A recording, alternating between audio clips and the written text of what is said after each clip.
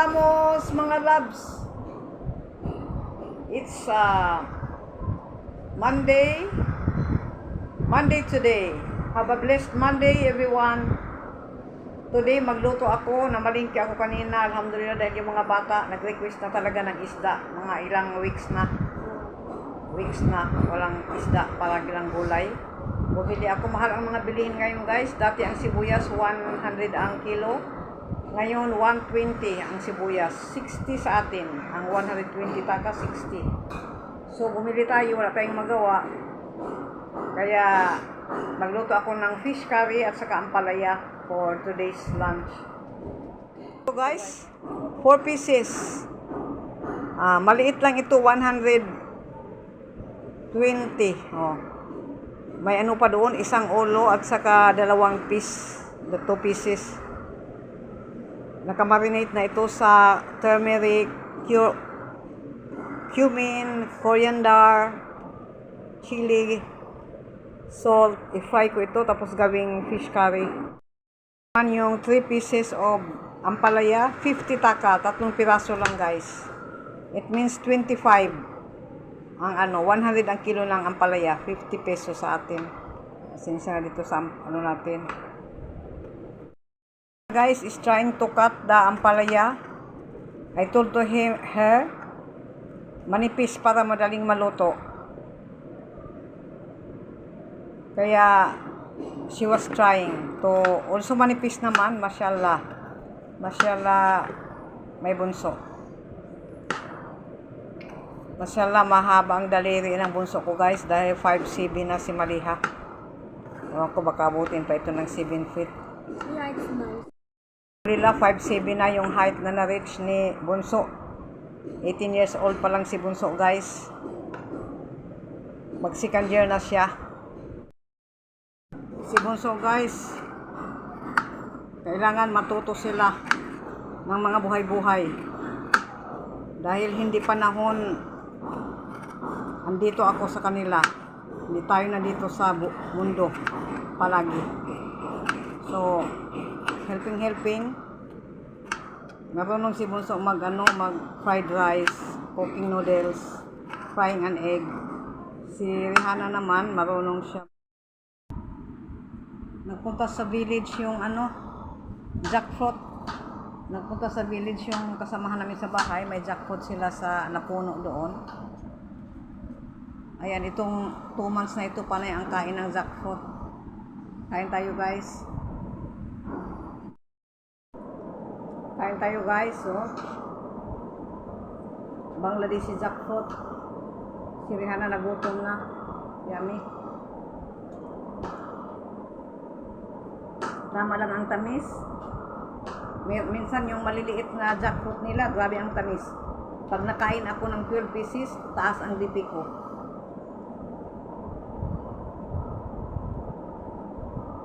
Ito okay lang. Ang tamis. Ito ni. Quick like this only. Si Mali ayaw ng jackfruit. Kain tayo, guys.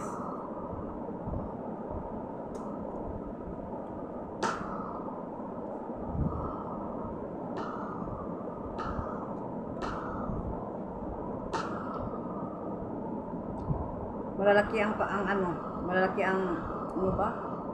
Bunga. Fish from the farm, guys. Ito na jackfruit. Kami sa Pinas may kami. May siguro 2 puno na puno ng jackfruit.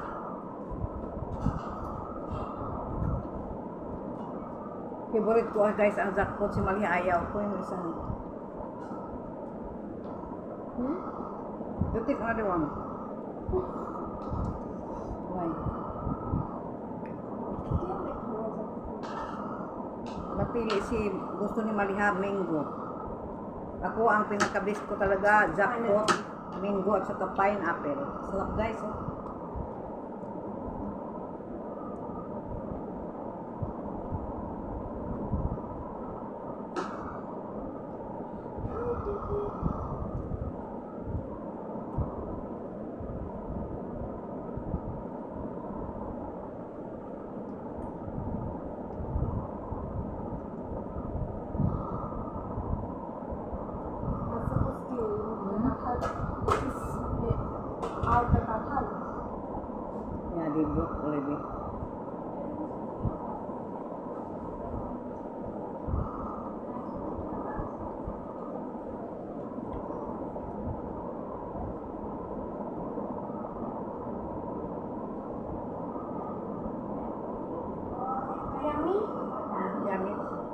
Ayaw mo.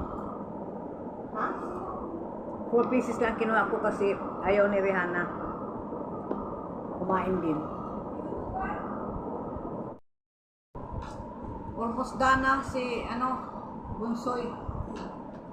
Napalamuti guys, sorry, ang bahay talaga namin dito parang tindahan ng ukay-ukay. Okay lang guys, minsan yung mga bata, maano nila, sumasakit ang ulo nila sa mga sampay-sampay. Sabi ko, cool lang tayo, be cool. Wala tayong way. Kami guys, ewan ko kung kailan kami nito makalarga sa lupang sinilangan. Di ba dati, na kami, tutulungan na kami. Kaso may sagabal. May sagabal sa plano. Yung lupa ang sagabal. So, tapos, yung lupa naman, inano ko na lang yun. Parang binaliwad ako na yun. Para makalarga na.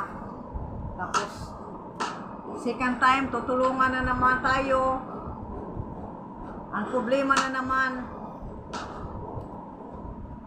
yung eldest ko guys, na yung family problem namin, yung eldest ko na panganay na nandoon sa Saudi, may asawa na yun, may apo na ako guys, 14 years old ang apo ko.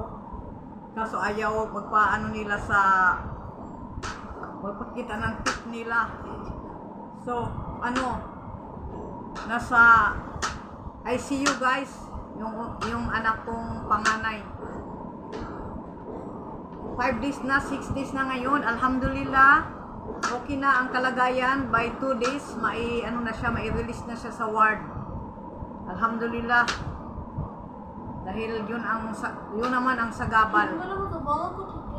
Yun ang sagabal na hindi naman kami makalarga.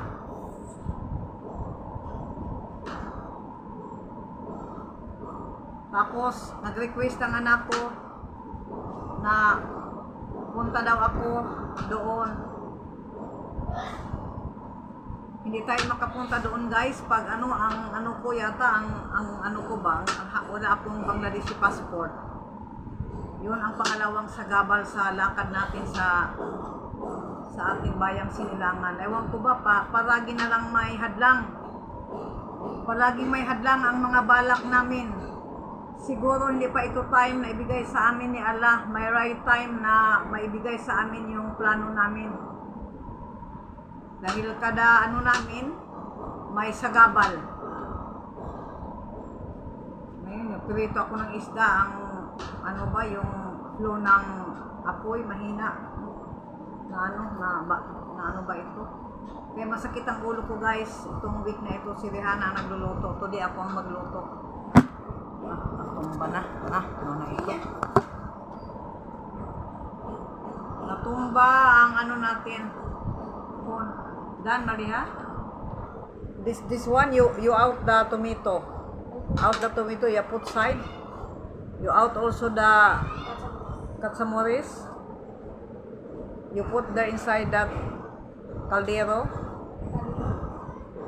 Tapos, you slice the patatas. Panipis lang na pagka-slice mo. Ihalo mo. Mix it with. Chicken lumba. This lumba. Na. Kaya yun ang mga pangyayari sa buhay natin guys already. Yun ang mga pangyayaring naganap sa buhay natin. Hindi natin maiwasan talaga ang buhay. Lumba lang ba tago? Yan panipis. Ito ko na ito, makati. Daming parang pimples dahil yung mga maliit-liit na buhok ko dito guys, tumutubo dito. Ayan, dito, makati.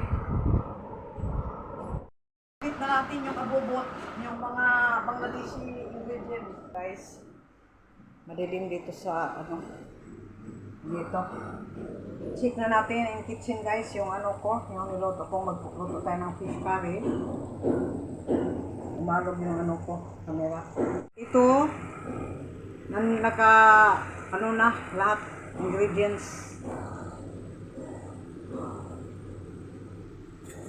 Lagyan natin itong fish. Tapos lalagyan ng kaunting water. Then pag natuyo-tuyo na ang tubig, so done na yung luto natin guys. Ito na guys, nilagay ko na yung isda, 4 pieces of fish. Pag ano na ito, lagdagan ko ng kaunting water. Then pag natuyo na, let's go na, go na sa ready. Add na natin guys ng kaunting tubig. Pasensya na kayo dito sa kawali ko. Kahit anong kiskis. Pasensya na kayo dito sa kawali ni Byuda. Kahit itong kiskis hindi talaga puputi na. Sa nila ito, hindi ko alam kung bakit. Makabili din tayo guys. Balang araw ng magagandang utensils. Jokes. May fish curry. Tingnan nyo guys. Oh.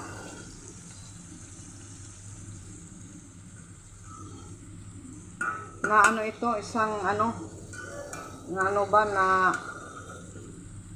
ito naman sa kabila. Ampalaya. Ampalaya, Bangladeshi way of cooking ang ampalaya. Dilisa sa sibuyas, bawang, may chili as usual. Tapos hahaluan nila dito guys pag magsisira ng patatas. Ganito ang nila dito. So today Bangladeshi style with potato. Dana guys yung yung fish. Kain tayo mga labs. Gumawa si Rihanna ng sausawan niya. Walang lemon, walang suka. Ayan. Done cooking.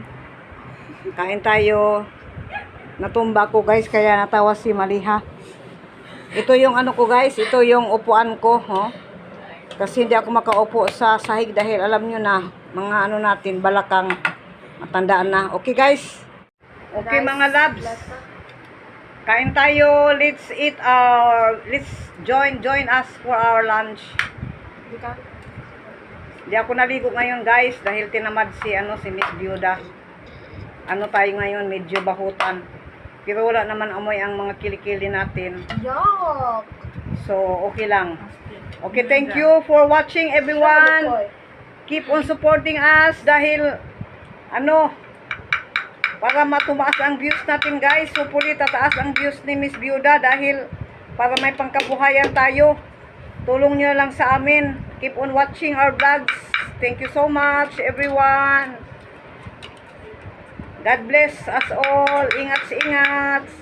You're the night sky trying to make me see